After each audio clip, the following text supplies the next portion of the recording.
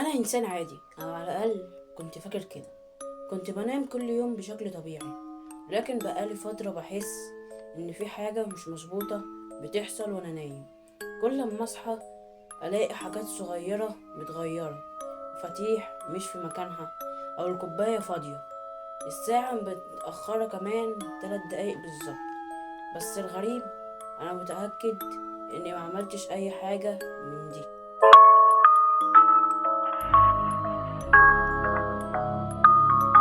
فكرت يمكن بتحرك وانا نايم، فركبت كاميرا تراقبني على طول الليل. لكن تاني يوم الصبح شغلت التسجيل، لقيت حاجة مش ممكن أكون أتخيلها.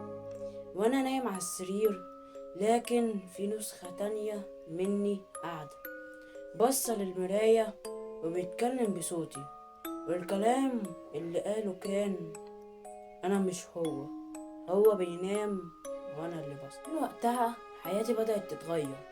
بقيت أصحى مش فاكر أنا نمت إمتى. الأوضة شكلها مختلف، الإضاءة أغمق، وصور على الموبايل فيها حاجات مش أنا اللي صورتها. وكل يوم التسجيلات بتزيد، والنسخة دي مني تتكلم أكتر، وبقت بتقرب من الكاميرا وتضحك وتقول كلام غريب. لحد ما في يوم صحيت على ورقة تحت المخدة كان مكتوب فيها: نسختك الحقيقية ارتاحت، دلوقتي دور.